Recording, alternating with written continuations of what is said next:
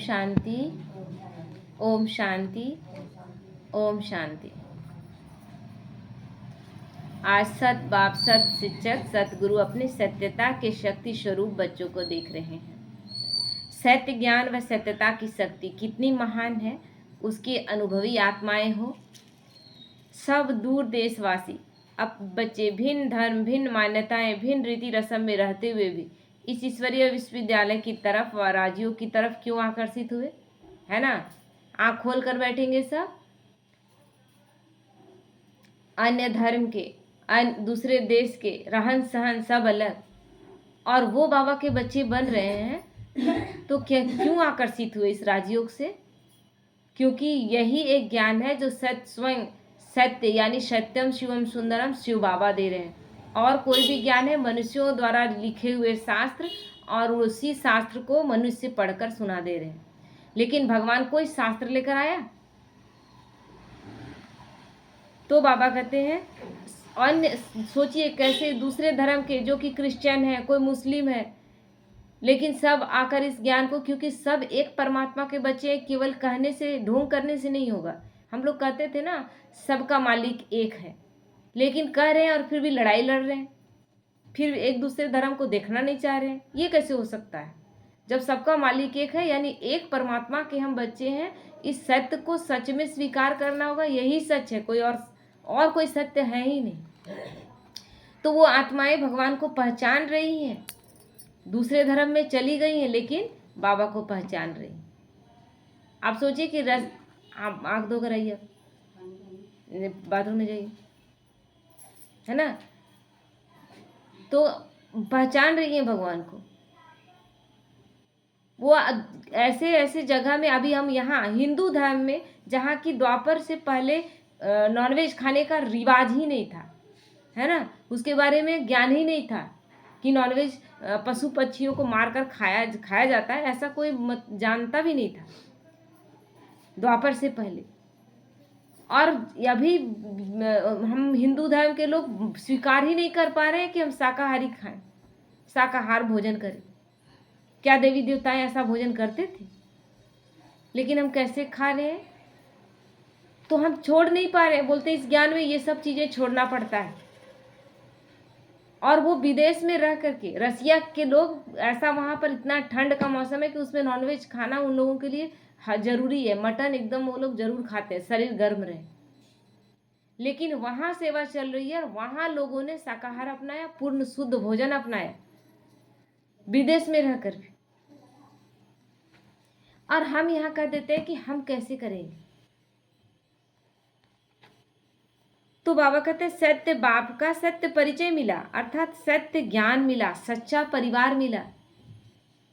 यहीं पर तो एक सत्य परिवार मिला, जहाँ एक दूसरे को हम क्रिटिसाइज नहीं करते, एक दूसरे का कमी कमजोरी का बखान नहीं करते, एक दूसरे को टोनबाजी नहीं करते। भगवान ने कितना प्रेम से रहना सिखाया है। तो ये परिवार कैसा हो गया हमारा? रूहानी परिवार, जहाँ सच्चा प्रेम हम एक दूसरे से कर रहे हैं। ऐसा परिवार मिला था क्या? ये ब्राह्मण परिवार से जैसा परिवार कहीं था? साथ में रह रहे थे, एक परिवार में रह रहे थे, लेकिन एक दूसरे का मान सम्मान दे रहे थे क्या? या प्रेम कर रहे थे एक दूसरे से? स्वार्थ का जीवन था। तो सच्चा स्नेह मिला, सच्चा परिवार मिला, सच्ची प्राप्ति का अनुभव हुआ। मंदिरों में भटक रहे थे, मंदिरों, मस्जिदों, गुरुद्वारों में, लोगों से पूछिए क्या उन्हें अनुभव होता है? कुछ अनुभव नहीं होता। इसीलिए तो तड़प रही आत्माएं। लेकिन यहाँ अनुभव करने की चीज़, यहाँ आपको कोई बोलेगा अंधश्रद्धा में बस करते जाइए। आप अनुभव तो कीजिए कि कितना प्राप्ति है। सच्ची प्राप्ति का यहाँ अनुभव हुआ, तब सत्यता की शक्ति के पीछे आत्माएं आकर्षित हुई। तो बाप कहते हैं सच्चा परिवार मिला, सच्चा स्नेह मिला, सच्ची प्राप्ति का अनुभव हुआ, तब सत्यता के पीछे आकर्षित हुए। ऐसे आकर्षित हो गए थे क्या? अनुभव किया हमने, जीवन थी, प्राप्ति भी थी, यथाशक्ति ज्ञान भी था, लेकिन सत्य ज्ञान नहीं था और रहता तो भटकते क्या? कैसी भटकन है कि घर में बगल में शिव का मंदिर है और हम अमरनाथ चले जा रहे हैं, काशी विश्वनाथ जा रहे हैं, कहाँ जा रहे हैं दर्शन करने के लिए? क्या ये शिवलिंग और वो शिवलिंग में अंतर है? खुद समझने की बात है तो ज्ञान नहीं।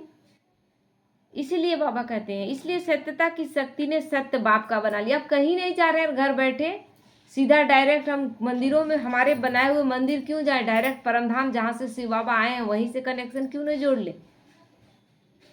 सहज हो गया ना, इसीलिए इसको सहज राजयोग कहा गया है। सत्य शब्द के दो अर्थ हैं, सत्य सत्यता भी है और सत्य अविनाशी भी है। वो चीज जिसका कभी नाश नहीं होता वो सत्य है, और एक सत्य, और एक सत्य जो अविनाशी, जिसका कभी नाश नहीं होता। तो सत्यता की शक्ति अविनाशी भी है।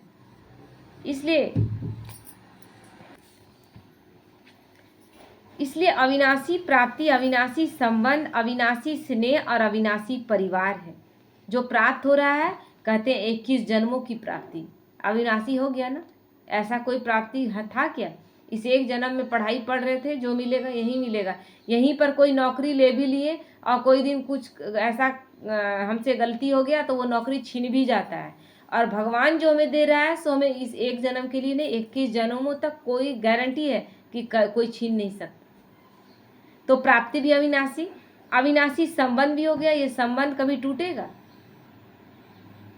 ऐसा संबंध भगवान परमात्मा और आत्मा का संबंध, या हम आत्माओं का आपसी संबंध जो परिवार के रूप में हम आएंगे, वो भी अविनाशी। स्नेह भी अविनाशी, कभी न खत्म होने वाला। अविनाशी परिवार है, कभी खत्म नहीं। 21 जन्म हम एक परिवार में आएंगे, भिन्न भिन्न रिश्तों में आएंगे, लेकिन आएंगे ना। ब्राह्मण आत्माएं एक ही परिवार में आएंगे। तो यही परिवार 21 जन्म भिन्न भिन्न नाम रूप से मिलते रहेंगे। अभी जो दिख रहा है ना, वो कई जन्मों तक, 21 जन्मों तक हम एक परिवार में आएंगे। रिश्ते अलग अलग होंगे, नाम अलग अलग, क्योंकि शरीर बदलेगा। शरीर, आत्माएं शरीर छोड़ेंगी लेकिन शरीर भी धारण करेंगी, शरीर का नाम रूप बदलेगा, लेकिन वो आत्माएं क्या करेंगी? एक साथ रोल निभाएंगी। क्योंकि सतयुग में जो बच्चे आएंगे वो द्वापर वाले बच्चे सतयुग में तो नहीं आएंगे ना। तो जानेंगे नहीं, लेकिन अभी जानते हो ना, अभी जानते हो कि हम ही भिन्न भिन्न संबंध से परिवार में आते रहेंगे। तो कितना प्यार आता है। ये ब्राह्मण परिवार जैसा लौकिक परिवार था क्या? नहीं था। लौकिक परिवार में क्रिटिसिज्म था, एक दूसरे को कैसे नीचा दिखाएं, एक दूसरे से कंपटीशन था। उसका ज़्यादा है, मेरे पास कम है क्या? काम है तो उसको ज़्यादा कम काम करना पड़ता है, हमको कहीं ज़्यादा तो नहीं करना पड़ता है क्या? ये स्थिति है। और यहाँ क्या है, ब्राह्मण परिवार में हम ज़्यादा सेवा कर लें, क्योंकि ये समय फिर लौट कर नहीं आएगा जो जा रहा है, कहते हैं ना। तो इस अविनाशी प्राप्ति ने, पहचान ने दूर देश में होते हुए भी अपने सत्य परिवार, सत्य बाप, सत्य ज्ञान की तरफ खींच लिया, जहाँ सत्यता भी हो और अविनाशी भी हो। यही परमात्मा पहचान है, क्योंकि परमात्मा के अलावा कोई सत्य नहीं। हम आत्माएं भी सत्य हैं, अब उनका विनाश नहीं होता, लेकिन आत्माएं शरीर तो बदलती हैं, अपने संस्कारों को भूलती हैं, अपने किए हुए कर्मों को भूलती हैं, फिर जाकर दूसरा जन्म लेती है, वहाँ फिर दूसरा कर्म करती है ना। लेकिन शिव बाबा सदाशिव, एवर प्योर, मतलब उनमें कोई लेप छेप नहीं लगता, तो इसीलिए उन्हें सबसे सच्चा कहा जाता है। तो बाबा कह रहे हैं जहाँ सत्यता भी हो और अविनाशी भी हो, यही परमात्मा पहचान है। तो जैसे आप सभी इसी विशेषता के आधार पर आकर्षित हुए, ऐसे ही सत्यता की शक्ति को, सत्य ज्ञान को अब विश्व में प्रत्यक्ष करना है। हम बच्चों का काम क्या है? हमारा काम यही है, बाबा के ज्ञान को, बाबा को प्रत्यक्ष करना। तो कैसे करेंगे? अपने कर्मों से, अपने संकल्पों से, अपने चाल चलन से। जब हम मुरली सुन रहे हो तभी हम नहीं सोचे कि हम लक्ष्मी नारायण बनने वाले, फिर यहाँ से बाहर निकले और फिर हम साधारण हो जाएं, ऐसी बात नहीं है। हर पल अब हम एक रोल के लिए तैयारी अपना कर रहे हैं। तो प्रैक्टिस मेरा क्या हो, चलते फिरते भी, कि मैं देवी देवता हूँ, मैं बन रहा हूँ, कभी कभी कहना कि बन गया हूँ। 50 वर्ष धरनी बनाई, स्नेह में लाया, संपर्क में लाया, राजयोग की आकर्षण में लाया, शांति के अनुभव से आकर्षण में लाया। अब बाकी क्या रहा?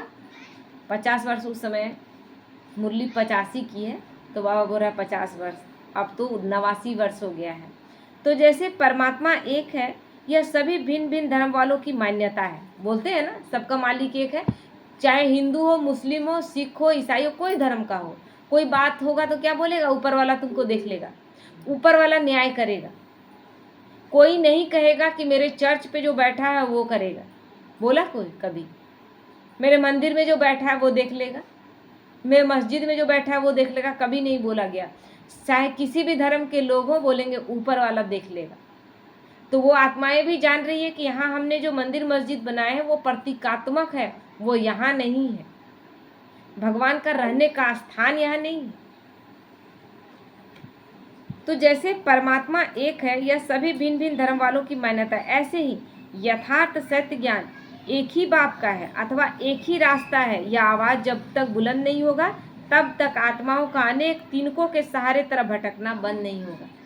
अभी क्या कहते हैं, अरे सुन रहे हैं ना, कहीं भी गायत्री परिवार में जुड़े हुए हैं या प्रदीप मिश्रा को सुन रहे हैं ना, हर रास्ता एक में जाता है, एक ही मंजिल की तरफ जाता है। ऐसा हो सकता है? आज बाबा इससे क्लियर कर रहा है कि अभी ये चीज़ नहीं है। अभी भी लोग क्या कर रहे हैं, नहीं हम कहीं से जुड़े हैं ना, जरूरी है कि यहीं से जुड़े, इसी ज्ञान से जुड़े।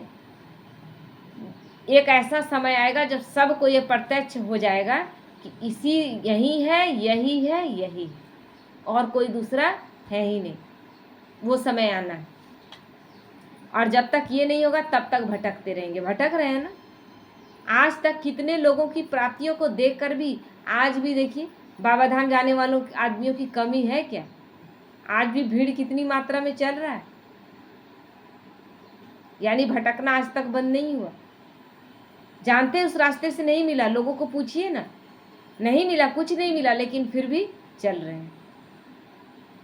तो अभी यही समझते हैं कि यह भी एक रास्ता है, बस अभी यही समझ रहे हैं कि चलो बहुत रास्ते हैं, गायत्री परिवार में जुड़ते हैं, चाहे कोई भी भागवत कहीं भी सुन रहे हैं तो उसी में से एक रास्ता है। अभी यही चल रहा है। जिसको बोलिए और नहीं जुड़ता तो चलिए ठीक है, आप लोग अच्छा कर रहे हैं, लेकिन हम लोग भी एक जगह जुड़े हुए हैं, है ना, हम लोग भी एगो गुरु से दीक्षा लिए हुए हैं, हम लोग भी आप लोग जो बता रहे हैं ना वो सब हम लोग भी कर रहे हैं। वैसा करना भी चाहिए, निंदा नहीं करना चाहिए, झूठ नहीं बोलना चाहिए, ईर्ष्या नहीं करना चाहिए। वो ये नहीं समझ रहे हैं कि ठीक है आपको वहाँ यही ज्ञान दिया जा रहा है, कॉपी करके हो सकता है कि यही ज्ञान तो यही है ही। ज्ञान कौन नहीं जान रहा था? क्या हम लोग नहीं जान रहे थे कि झूठ नहीं बोलना चाहिए, पर झूठ बोल रहे थे ना। तो आप सुन रहे हैं लेकिन आप में रियलाइजेशन नहीं है, हो भी नहीं सकता है, क्योंकि जो दे रहा है वो स्वयं झूठ बोल रहा है, वो पूरा सच्चा है।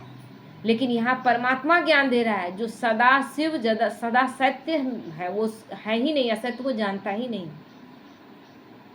तो ये शक्ति यहाँ पर काम कर रही होती है। हम सुधरना चाहते हैं, लेकिन यहाँ पर वहाँ सुधर सकेंगे? वहाँ केवल ज्ञान सुनाया गया, और यहाँ भगवान की शक्ति काम कर रही है कि बच्चे तुम मेरे ऊपर छोड़ दो, केवल तुम अब समर्पण करो कि मुझे सुधरना है, मुझे बाप समान बनना है, और इसमें मैं शक्ति भर दूँगा। वहाँ कौन शक्ति भरेगा आपको? अच्छा रास्ता है, लेकिन आखिर भी एक बाप का एक ही परिचय, एक ही रास्ता है, अभी ये लोगों तक नहीं पहुँचा है। अनेकता की यह भ्रांति समाप्त होना ही विश्व शांति का आधार है। यह सत्यता के परिचय की व सत्य ज्ञान के शक्ति की लहर जब तक चारों ओर नहीं फैलेगी तब तक प्रत्यक्षता के झंडे के नीचे सर्वात्माएं सहारा नहीं ले सकती। जब तक ये प्रत्यक्षता नहीं हो कि बस यही है और कहीं नहीं, यही एक परमात्मा का ज्ञान सच्चा है और सभी झूठा है। तो गोल्डन जुबली में जबकि बाप के घर में विशेष निमंत्रण देकर बुलाते हो, अपनी स्टेज है, श्रेष्ठ वातावरण है, स्वच्छ बुद्धि का प्रभाव है, स्नेह की धरनी है, पवित्र पालना है। मधुबन के बारे में बाबा बोल रहा है कि जब बुलाते हो यहाँ तो यहाँ श्रेष्ठ वातावरण है, स्वच्छ बुद्धि का, क्योंकि वहाँ जब जाते हैं तो मन में कोई कीचड़ा लेकर तो जाते नहीं, कोशिश क्या करते हैं कि सदा वहाँ अच्छा सोचे, योग लगाएं, यही चीज़ रहता है। स्नेह की धरनी है, पवित्र पालना है। तो ऐसी वायुमंडल के बीच अपने सत्य ज्ञान को प्रसिद्ध करना ही प्रत्यक्षता का आरंभ होगा। याद है जब प्रदर्शनियों द्वारा सेवा का विहंग मार्ग का कार्य आरंभ हुआ तो क्या करते थे? मुख्य ज्ञान के प्रश्नों का फॉर्म भराते थे ना, कि परमात्मा सर्वव्यापी है व नहीं है। पहले शुरू में प्रदर्शनी में फॉर्म भरवाते थे, अगर कोई बोलता था कि हाँ है चाहे कोई बोलता था नहीं है, तो कैसे नहीं है वो क्लियर करो, और है तो कैसे है क्लियर करो। अब वो जब जवाब देगा तब तो आप ज्ञान दे सकते हैं ना उसको। बोलेगा हाँ परमात्मा सर्वव्यापी है, बोलेगा कि हाँ, उसमें फॉर्म में भर दिया कि हाँ। अब उसको बुलाएंगे तो बोलेंगे नहीं कैसे, हाँ उसको ज्ञान देने का मौका मिला ना। तो ये सब सेवा उस समय शुरू हुआ था। तो गीता का भगवान कौन है? यह फॉर्म भराते थे ना, ओपिनियन लिखाते थे, पहेली पूछते थे, ताकि इंटरेस्ट जगे, और इस इंटरेस्ट जगने में हम उसको बता सके कि गीता का भगवान कौन है। ऐसे बोलेंगे तो लड़ जाएंगे लोग। तो पहले ये आरंभ किया, लेकिन चलते चलते इन बातों को गुप्त रूप में देते हुए संपर्क स्नेह को आगे रखते हुए समीप लाया। इस बारी जबकि इस धरनी पर आते हैं तो सत्य परिचय, स्पष्ट परिचय दो। पहले गुप्त रख के दिया गया था, अचानक नहीं बोला जाता था। अचानक कह देंगे कि गीता का भगवान शिव है, कृष्ण नहीं है, तो लोग लड़ जाएंगे, क्योंकि गीता को कृष्ण का मान कर बैठे हुए। अब अचानक बोल देंगे तो नहीं स्वीकार करेंगे। तो इस तरह धीरे धीरे लाया गया, गुप्त रखा गया, और पहेली के रूप में पूछ करके फिर ज्ञान को पूरा, जैसे तुरंत बोल देंगे तो सुनना ही नहीं चाहेंगे। तो धीरे धीरे जब बोलेंगे तब धीरे धीरे स्वीकार करेंगी आत्माएं, और उस सत्य को फिर स्वीकार कर लिया जाएगा। तो अब बाबा कहते हैं कि अब उस तरह गुप्त देने का जरूरत नहीं, अब स्पष्ट दो, है ना, क्योंकि अब बहुत लोगों तक ज्ञान पहुंच गया। यह भी अच्छा है, यह तो राजी करने की बात है, लेकिन एक ही बात का एक यथार्थ परिचय स्पष्ट बुद्धि में आ जाए, यह भी समय अभी लाना है, अभी पूरी तरह से आया नहीं। सिर्फ सीधा कहते रहते हो कि बाप यह ज्ञान दे रहा है। बाप आया है, लेकिन वह मान कर जाते हैं कि यही परमात्मा ज्ञान है, क्या मानते हैं? अगर मान लेंगे तो सब यहाँ नहीं आ जाएंगे। अभी तक मंदिरों में मस्जिदों में क्यों भटकेंगे? अगर जान जाएंगे तो परमात्मा का कर्तव्य चल रहा है, क्वेश्चन है। अभी नहीं लोगों को लग रहा है कि परमात्मा खुद अपना कर्तव्य कर रहा है। ज्ञान की नवीनता है, ये अनुभव करते हैं। ऐसी वर्कशॉप कभी रखी है जिसमें परमात्मा सर्वव्यापी है या नहीं, एक ही समय आता है या बार बार आता है? बाबा बता रहा है कि ऐसा कोई एक प्रोग्राम ऑर्गेनाइज करो जहाँ पर लिख दो कि क्या परमात्मा सर्वव्यापी है। आप कहते हैं हमारे धर्म में क्या बोला जाता है, कण कण में भगवान। इस चीज को दे देंगे और बोलेंगे आकर जो भी है बुद्धिजीवी जिनको जवाब देना है आइए। लोग एक मंच पर आएंगे कि नहीं आएंगे? और उसमें क्लियर तब जब लोग जमा हो जाएंगे तब सुनेंगे, क्योंकि अब आ गए हैं तब सुनेंगे ना कि भगवान सर्वव्यापी नहीं है तो क्यों नहीं है, कैसे नहीं, क्योंकि आपको देना पड़ेगा ज्ञान। अचानक कह देंगे जो मान कर बैठा हुआ कि मेरे में भी परमात्मा, तेरे में भी परमात्मा, कण कण में परमात्मा, कंकड़ पत्थर में परमात्मा, यही ना सुन रहे थे। भगवान कण कण में है, अरे कण कण में है तो फिर उतना दूर क्यों भटकना है, वो कंकड़ उठाओ इसी में भगवान। सोचने वाली बात है। तो बाबा कहते हैं ऐसे स्पष्ट परिचय उन्हें मिल जाए जो समझे कि दुनिया में जो नहीं सुना वह यहाँ सुना, और अब हो रहा है। ये मुरली 1985 की है, अब ये हो रहा है। अब लोगों क्या कहते हैं, ऐसा ज्ञान कहीं नहीं सुने थे। अभी हम लोग कुछ नहीं, अभी हम लोग तो 7 डेज का कोर्स का बारे में बात भी नहीं करते हैं, केवल कर्मों का ज्ञान देते हैं। और बहुत हमको लगता है कि कर्मों का ज्ञान भी क्या, जो प्रैक्टिकल में लोग जान सब कुछ रहे हैं, लेकिन जब सुनते हैं तो लगता है कि इमर्ज होता है, अंदर सबके है, इसलिए सबको तुरंत टच होता है कि नहीं ये ज्ञान थोड़ा दूसरा है, अच्छा लगता है, सुनकर अच्छा लगा। कोई आज तक नहीं बोलता कि अच्छा नहीं लगा। तो ऐसे जो विशेष स्पीकर बनकर आते, उन्हों से यह ज्ञान के राजों के रूरयान करने से उन्हों की बुद्धि में आएगा। साथ साथ जो भाषण भी करते हो उसमें भी अपने परिवर्तन के अनुभव सुनाते हुए एक एक स्पीकर एक एक नए ज्ञान की बात को स्पष्ट कर सकते हो। बाबा बुद्धि बता रहा है कि सेवा कैसे करना है। स्पीकर एक ही नहीं बोले, केवल एक बोलने वाला नहीं हो, अलग अलग बोलने वाले तैयार करो। कोई एक बात पर समझाए तो कोई दूसरा बात में समझाए, तब लोगों का ध्यान आकर्षित होगा, क्योंकि सबका अपना अपना बोलने का सलीका अपना अलग है, तरीका अलग है। तो ऐसे सीधा टॉपिक नहीं रखे कि परमात्मा सर्वव्यापी नहीं है, लेकिन एक बाप को एक रूप जानने से क्या क्या विशेष प्राप्तियां हुई, उन प्राप्तियों को सुनाते हुए सर्वव्यापी की बातों को स्पष्ट कर सकते हो। ये बात रखेंगे कि आप जैसे कि परमात्मा सर्वव्यापी नहीं है इसको नहीं मानेंगे, लेकिन ऐसे रख सकते हैं ना कि आपके जीवन में जब प्रॉब्लम आता है तब आप क्या सारे देवी देवताओं को बैठ के पुकारने लगते हैं? क्या बोलते हैं, पूरा प्रॉब्लम आ गया।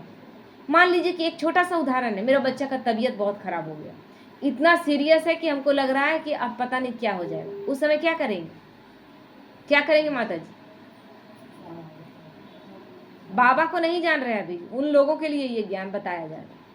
उस समय कोई भी एक साधारण भी मनुष्य, अपने घर में कोई ऐसा जो लगेगा भी उसको तुरंत कुछ हो जाएगा, तो उस समय वो क्या करेगा? सीधे बैठ के हाथ जोड़कर वो आंख बंद करके क्या बोलता है, भगवान बचा लो, सब कुछ ठीक करो। उस समय इतने 33 करोड़ देवी देवताओं को याद करने जाएगा? नहीं जाएगा।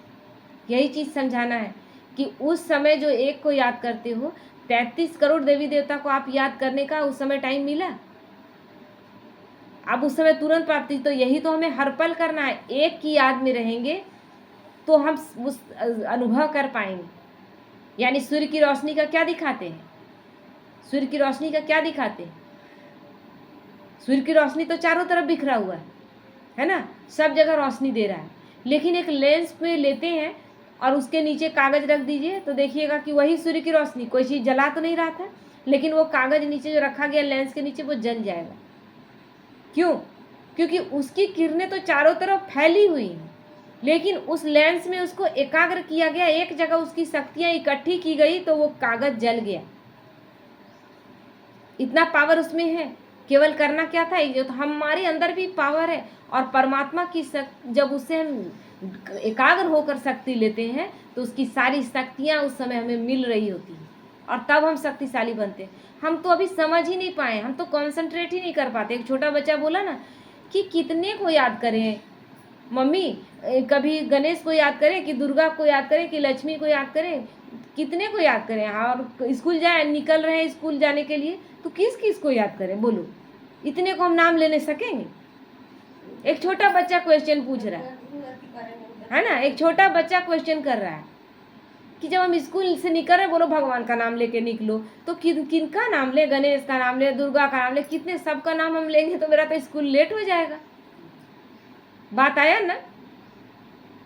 तो उस एक को जानना है, उस एक को, परमात्मा को जानना है, और उस परमात्मा के द्वारा वो क्या कर्तव्य किया? देवी देवताओं को, हम मनुष्य आत्माओं को देवी देवता बनाया, तो हम दैवी गुण धारण करके, वो स्वरूप धारण करके और सुख भोग कर चले आए हैं, और अब हम साधारण स्थिति में चले आए, तो फिर हमें उस परमात्मा से कनेक्शन जोड़कर हमें वही देवी देवता बनना है, न कि उन देवी देवताओं को याद करना है। इस चीज को समझना है।